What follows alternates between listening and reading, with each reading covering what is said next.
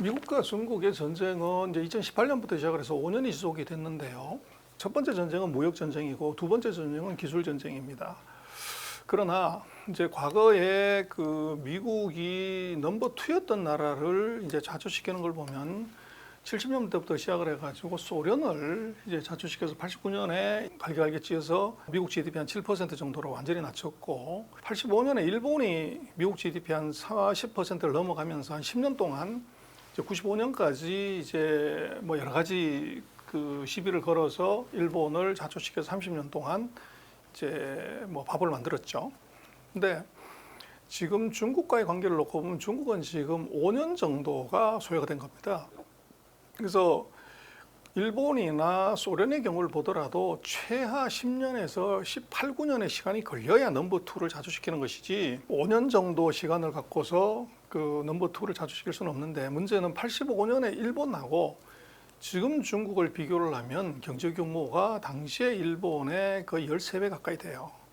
그러다 보니까 굉장히 다루기가 이제 쉽지 않은 그런 상황이고, 그리고 이제 첫 번째 그 무역 전쟁의 성과나 이쪽을 놓고 보면 트럼프의 완성, 시진핑의 완패라고 이제 많이 우리는 생각을 하는데 결과는 정반대라고 볼 수 있습니다. 이유는 간단한 것이 트럼프가 이겼다고 하면은 트럼프가 재선을 했겠죠. 트럼프가 대중국 전략에서 가장 중요했던 것은 미국의 무역수지 흑자를 너무 많이 보고 그것이 일자리를 뺏어가기 때문에 무역수지 흑자 2천억을 줄이라고 하는 것이 트럼프의 요구였는데, 문제는 무역협정에서 2천억어치를 사주겠다고 하면서 실제적으로 2010년 정산을 해봤더니 한 1,000억밖에 안 샀어요.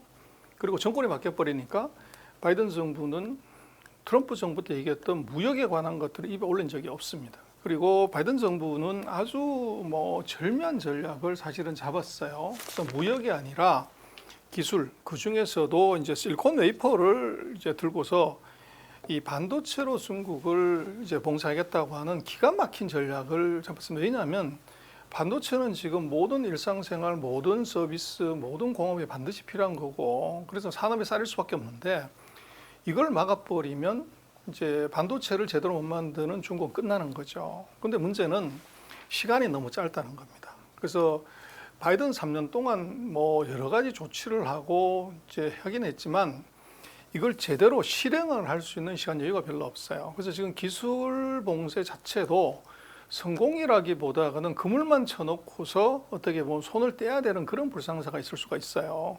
그래서 지금 G4라든지 IPF라든지 뭐 이런 것들이 이제 중국을 포위해서 그 반도체로 포위하고 공급망으로 포위해서 중국을 자주시키겠다고 하는 건데, 문제는 이제 내년에 미국의 대선이 있는 거죠. 그래서 만약에 바이든 대통령이 연임을 했다고 하면 지금 정책이 그대로 유지가 되겠지만, 그 현재로 봐서는 뭐 바이든이 나오면 트럼프가 당연히 나올 것 같은데, 트럼프가 되면은 트럼프가 지금 아예 공론을 하고 있죠. 바이든 정책 다 폐기해 버리겠다고. 그러면 지금 하고 있는 바이든의 정책은 아마도 일관성을 그대로 유지하기가 굉장히 어려운. 그 예를 들어서 그 트럼프 때 보면은 바이든하고 똑같은 중국을 포위하고자 하는 그런 정책을 만들었다가 정권 바뀌면서 흐지부지 돼버린 거죠. 그래서 IPEF 같은 경우는 지금 굉장히 많이 얘기를 하지만 이것은 정부 간의 협약이지 국가 간의 조약이 아니에요. 그래서 정권 바뀌어버리면 또 유야무야 되는 그런 문제가 있을 수 있고, 그래서 지금 놓고 보면 최근 5년간의 미국의 중국 봉쇄는 구멍이 뻥뻥 뚫린 봉쇄다. 그래서 중국이 자초되거나 뭐 이렇게 돼야 되는데 그렇지를 못했다는 거죠. 그래서 최근 5년간을 놓고 보면 중국의 경제 규모가 이 미국의 봉쇄로 인해서 더 줄어들거나 비중이 더 낮아지거나 해야 되는데 그렇지 않고 계속적으로 늘고 있다는 거죠. 그리고 미국이 중국 기업의 한 605개인가 기업을 규제 대상에 올렸어요. 그래서 그 기업들한테는 거래도 하지 말고 기술도 뭐 제공하지 말고 뭐 이런 것들을 했지만, 문제는 그 600여 개 기업 중에서 부도난 기업이 하나도 없다는 거예요. 그래서 그렇게 놓고 보면 그 미국의 대중 제재는 이것은 구멍이 아직 너무 많다. 그래서 중국을 자초시키기에는 시간도 너무 짧았고 또 그 자체도 놓고 보면 이것이 완벽하지 않다. 그렇게 얘기할 수 있을 것 같습니다. 두 가지 이유가 있는데, 하나는 첫 번째는 이 우리가 그 미국에 공장을 250억 불짜리 공장을 짓고 거기에 기술을 같이 갖고 가는 거죠. 그래서 미국의 지금 최대 고민은 뭐냐면 기술은 세계 최강이지만 최첨단 반도체를 만들 수 있는 공장이 없어요. 그리고 첨단 반도체는 한국의 삼성하고 대만의 TSMC만이 만들 수 있는 구조다 보니까 이 두 개의 기업을 미국으로 유치하는 것이 미국으로서는 이제 가장 중요한 일인데 거기에 우리가 기술과 장비를 대거 투자를 해준 것에 대한 어떻게 보면은 배려 그런 측면에서 볼 수가 있고 두 번째는 그 장비 반입을 허용했다고 하는 것이 거기에 뭐가 들어가 있냐면은 미국의 보조금을 받게 되면 세 가지를 해야 된다는 것이 조건이 되는 하나가 정보 접근권입니다. 그래서 반도체 라인에 대해서 미국의 정보기관이 국가 안보를 이유로 보자고 해서 다 보여준다는 거예요. 그 얘기는 기술 유출의 가능성이 있고 보조금을 받은 미국 공장이 이익을 내면 미국 정부와 갈라먹기를 해야 됩니다. 그리고 세 번째는 제일 큰 이제 반도체 시장인 중국에 대해서 10년간 5%만 증설하게 해줬다는 거죠. 그래서 지금 장비 반입을 허용했다는 것은 10년을 나누면 1년에 0.5%예요. 그 캐파를 못 늘리게 한다는 거죠. 실제적으로는. 그래서 어떤 장비를 개체를 하든 신규 장비를 갖고 들어가는 건 좋지만 생산량이 늘어날 수는 없다는 거예요. 그래서 현재 상태에서 동결을 했다는 것이기 때문에 장비를 들여갈 수 있다는 것하고 생산량을 왕창 늘리거나 설비를 왕창 늘리는 건 별개 문제라는 겁니다. 그래서 그것이 이제 기존에 예를 들면 100개를 생산했는데 예를 들면 단가가 5원짜리를 생산하다가 단가가 10원짜리로 부가가치를 높이는 것은 가능하지만 이것이 예를 들어 200개를 생산하거나 300개를 생산할 수는 없다는 겁니다. 그래서 그것이 미국이 묶어놓은 이제 그 족쇄라고 볼 수 있죠. 중국의 반도체 기술의 수준은요, 이제 우리는 뭐 미국의 제재 때문에 중국이 끝났다 이렇게 보는데 그건 엉터리입니다. 중국은 뭐 우리나라 언론도 보면 7천 몇백 개 반도체 기업이 부도가 났고 그게 전년대에 비해서 2배가 늘었기 때문에 끝났다 이렇게 얘기하는데 그것도 이제 우리가 너무 색안경 쓰고서 그 결론을 내놓고 맞추다 보니까 그런데 부도난 회사는 그 정도. 그러면 전체 창업한 회사가 몇 개냐를 요걸 표본을 먼저 보여주고 나서 부도난 회사를 해야 되는데 우리나라 언론에서는 그걸 싹 뺀 거죠. 그래서 중국이 망했다는 쪽으로 반도체가 망했다는 쪽으로 논리를 잡다가 보니까 그런 건데 중국에서 창업한 회사가 9만 2천 개 가까이 됩니다. 그 중에서 7,800개가 부도가 난 거죠. 그러면 대략 부도율이 8%입니다.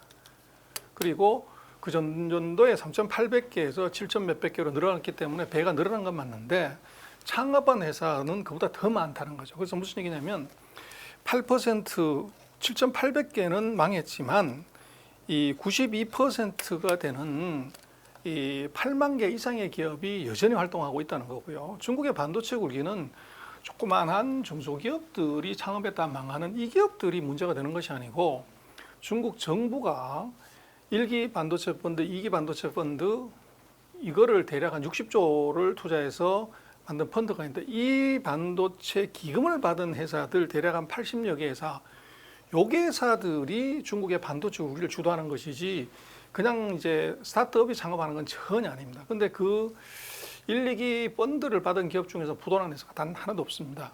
그리고 지금 중국에 추가적으로 3천억 위안짜리 펀드를 또 만들어요. 그래서 그 기업들이 이제 주도를 하여 봐야 된다고 보고, 그래서 중국의 반도체 실력이 얼마냐 하는 것은 뭐 카드라는 의미가 없고요. 이번에 미국이 중국을 제재하면서 라이센스를 내줬어요. 중국의 실력이 이거다 하는 것을 증명서를 줬는데 그게 뭐냐면 파운드리에서 14나노, 그리고 D램에서 18나노, 그리고 낸드에서 128단 요걸 만들 수 있는 장비는 중국에 주지 마라. 여기가 뭐냐면 중국이 딱 그 기술을 왔다는 겁니다. 그래서 그것이 우리나라 기술하고 비교를 하면 대략 2년에서 한 5년 정도 시차가 있습니다. 그 정도까지 따라왔다고 봐야 되는 거죠. 와, 신박한 주장이네요. 기존의 어떤 모든 정설들을 다 뒤집는 주장인데 그렇게 볼 수가 없죠. 네, 사실 미중 패권 전쟁의 가장 중요한 어떤 쟁점이 지금 반도체고요. 반도체는 영향을 받을 수밖에 없어요. 그래서 어떻게 보면 그 반도체라는 이 요소가 이제는 단순한 경제의 어떤 한 요소가 아니라 이제는 정치, 뭐 이런 세계 패권 이런 어떤 지각 변동에서 가운데 있는 거거든요. 그래서 지금 우리나라가 어떻게 대응하느냐가 굉장히 향후 우리나라 미래에서 되게 중요해질 거고 반도체 산업에서도 굉장히 중요해질 수 있다고 생각합니다.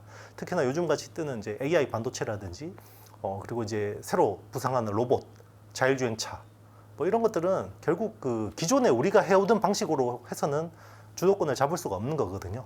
그런 측면에서 삼성 파운드리의 시스템 반도체에 거는 기대가 클 수밖에 없는 거죠. 우리나라 메모리 반도체 수출의 한 중국 비중이 한 40% 될 거예요. 그리고 홍콩까지 합치면 한 60% 정도 되거든요. 우리나라 수출 시장이 60%가 중국인데 물론 이제 최근에 이제 중국 쪽 경기가 안 좋고 락다운이나 이런 쪽 영향으로 인해서 비중이 좀 낮아지긴 했는데 그래도 여전히 큰 수요 시장이고요. 그리고 우리나라 첨단 팹들이 다 중국에 있습니다. 그렇게 접근하면 굉장히 위험하다고 생각해요. 예. 물론 장기적으로는 중국에서 미국으로 어떤 주요 시장이 옮겨가는 것은 인정을 해요. 그렇지만 지금 당장 이 시장을 우리가 그렇게 망가뜨릴 필요는 없잖아요. 우리 입장에서. 그러니까 굳이 시프팅 하더라도 우리가 그렇게 이야기할 필요는 없을 것 같습니다. 그래서 조용하게 중국 정부도 모르게 조금씩 이렇게 이제 어떤 무게 중심을 옮겨가는 게 중요할 것 같고요. 그러니까 이제 많은 분들이 당연히 이제 중국이 반도체 굴기를 통해서 좀 따라올 것이고 이렇게 이제 전망들 많이 하셔가지고 중국 반도체 업체들이 정부로부터 큰 지원을 받고 그래서 앞으로 주가가 상당히 유망할 것이다 라고 이제 보시는 분들이 적지 않거든요. 그런데 사실은 이제 중국에서 지금 유명한 반도체 업체라고 해봐야 사실 이제 SMIC라는 업체 그 정도 생각할 수 있거든요. 한국 반도체 업체들의 시가총액보다 중국 반도체 업체들 시가총액이 더 큽니다. 굉장히 중국의 반도체 업체들이 많고요. 그리고 시가총액 크다는 얘기는 결국은 싸지가 않다는 거죠. 그러니까 중국 반도체 업체들이 중국 정부의 그런 지원을 등에 업고 성장을 많이 할 것 같아요. 제 생각에도. 그런데 그거를 감안하더라도 지금은 제가 볼 때는 싸지 않다. 오히려 굉장히 비싸다. 예를 들면 중국의 그 나우라 테크놀로지라고 하는 이제 반도체 장비 회사가 있어요. 이 나우라 테크놀로지 같은 경우 시가총액 30조 원이 넘습니다. 예. 반도체 뭐 장비 제품 이렇게 막 내세울 만한 것도 그렇게 딱히 없는데도 불구하고 중국이 반도체 굴기를 할 테니까 좀 투자를 해볼까? 뭐 하시는 건 자유지만 제가 볼 때는 한국 반도체가 더 낫다 지금 상황에서 투자하시기에 그렇게 말씀을 드리고 싶습니다. 레거시 쪽은 사실은 아주 첨단 분야가 아니기 때문에 이제 중국이 물량 공세를 좀 할 수가 있어요. 그래서 이제 그거는 어느 정도 좀 쫓아갈 수가 있는데 마찬가지로 그것도 한계는 좀 있습니다. 그리고 인공지능 반도체나 이런 거는 이걸 만들기 위해서는 이제 최첨단 기술이 필요한 것이잖아요. 근데 이제 그거를 미국이 철저하게 현재 블록을 시켜서 이제 막고 있습니다. 그래서 좀 양분화되어 있다고 봐야 될 것 같아요. 그러니까 첨단 분야에서는 뭐 아직 경쟁한다 뭐 이렇게 좀 보기는 어려울 것 같고 다만 레거시 분야에서는 일정 부분 그러니까 이제 레거시라는 것은 사실은 뭐 거기에 인공지능이 들어가고 이런 건 아니잖아요. 그러니까 조금 범용 제품 뭐 이런 쪽에서는 어느 정도는 준비를 할 수 있을 것 같다. 예를 들면 뭐 전력 반도체 그래서 전기차 이런 거를 이제 중국이 많이 밀고 있으니까 그런 부분은 좀 가능할 것 같다. 다만 이제 최근에 그 SMIC가 하웨이랑 같이 해서 7나노 칩을 만들었다. 이제 이렇게 얘기들이 나오고 있어서 저희가 이제 긴장을 많이 하고 있거든요. 미국에서도 당연히 긴장을 많이 하고 있고. 그런데 이제 문제는 할 수는 있는 것 같아요. 그런데 이제 7나노 칩을 만들기 기존 장비를 가지고 7나노 칩을 만들기 위해서는 뭐 다 아시겠지만 굉장히 여러 단계를 거쳐야지만 그걸 할 수 있기 때문에 아직은 경제성 측면에서는 이제 큰 경쟁은 되지 않을 것이다라고 보고 있습니다. 그래서 우리가 중국을 무시할 수는 없을 것 같아요. 워낙에 뭐 중국이라는 나라가 뭐 아시는 것처럼 달에도 지금 뭐 우주선 막 보내고 핵무기도 갖고 있고 항공모함도 만드는 그런 회사이기 때문에 그 나라이기 때문에 저희가 당연히 경계를 많이 해야 되겠지만 당분간은 제가 봐서는 한국이 뭐 중국한테 뭐 메모리를 일부 좀 빼앗기거나 이럴 가능성은 좀 제한적일 것이다. 그래서 한국 반도체도 물론 지금 상황이 만만치는 않아요. 왜냐하면 모든 나라가 다 지금 뭐 자국 내 반도체 공장을 짓겠다, 투자를 하겠다 이러고 있으니까 사실은 우리로서도 여러 군데 중국뿐만 아니라 여러 군데서 위협이 되는 건 사실이지만 여기서 저희가 뭐 당연히 포지션을 잘 잡고 또 기술 개발 이게 이제 결국은 기술이거든요. 그래서 지금 이번에 하이닉스가 보여준 것처럼 첨단 제품, 첨단 기술력을 계속 저희가 개발해 나간다면 계속해서 주도권을 유지할 수 있을 것으로 저는 보고 있습니다. 중국이 2015년도에 이제 반도체 굴기 계획을 발표를 해서 2025년도에 중국의 반도체 자금률을 15%였던 거를 70%까지 끌어올리겠다. 이렇게 얘기한 게 2015년이었어요. 그리고 2025년은 이제 2년 남았잖아요. 근데 그러면 중국의 반도체 자금률은 15%에서 얼마까지 높아졌을까? 거의 안 높아졌습니다. 그래서 쉽지가 않은 거죠. 지금은 쉽지가 않은 상황이고 중국은 첨단 반도체를 하겠다라고는 합니다만 아까 말씀드린 것처럼 뭐 만들 수는 있다고 봐요. 만들 수는 있지만 그게 과연 그 충분한 경제성을 갖고 제품 경쟁력을 우리랑 경쟁할 수 있는 수준이 될 것인지 그거에 대해서는 좀 약간 회의적으로 좀 생각을 하고 있습니다. 퀄리티도 그렇고 그다음에 경제성, 반도체는 사실은 이제 만들 수는 있어요. 뭐 예를 들면 웨이퍼 하나에서 뭐 몇 개 만들 수는 있거든요. 그런데 이게 이제 결국 수율 싸움인 거잖아요. 그래야지 그게 경쟁력을 갖는 거거든요. 근데 그러기는 쉽지 않다는 거죠. 아까 말씀드린 것처럼 중국이 뭐 인공위성도 뭐 만들고 로켓도 뭐 잘 쏘고 항공모함도 만드는 나라예요. 그러니까 기술이 있다고요. 근데 이제 그런 제품들은 그런 것들은 하나만 만들면 되는 건데 반도체는 많이 만들어야 되는 거거든요. 결국은 이제 거기에서 조금 차이가 있을 수 있다라고 보는 것입니다. 그러니까 이제 미국이 가장 우려하는 거는 중국이 인공지능 기술을 갖는 거거든요. 그러니까 인공지능 기술을 갖게 되면 사실은 어떻게 될까요? 미국의 차세대 이 전투기 그 프로젝트에 보면 사람을 안 태웁니다. 인공지능이 가서 이제 싸움을 하게 될 것이고 탱크 이런 것도 이제 사람 안 태울 가능성이 높죠.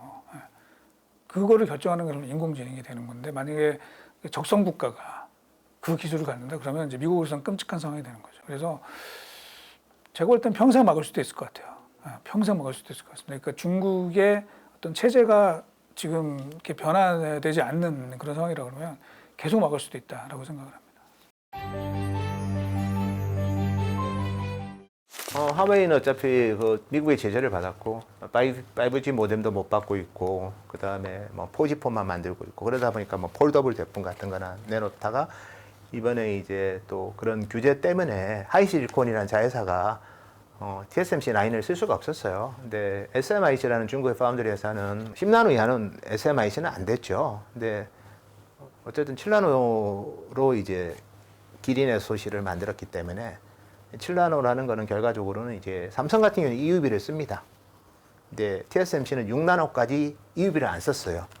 DUV로 했습니다. DUV를 썼다는 거는 계속해서 많은 패터닝을 했던 거죠. 멀티플 패터닝을 여러 번 해서 근데 TSMC는 그래도 어느 정도 했는데 SMIC가 과연 가능할까였는데 어쨌든 했기 때문에 좀 놀랬죠. 그래서 뭐 새로운 제재를 가하지 않을까라는 그런 것도 있지만 다만 이제 EUV를 안 쓰고 DUV로 했을 때는 되게 원가 구조는 안 좋을 거예요.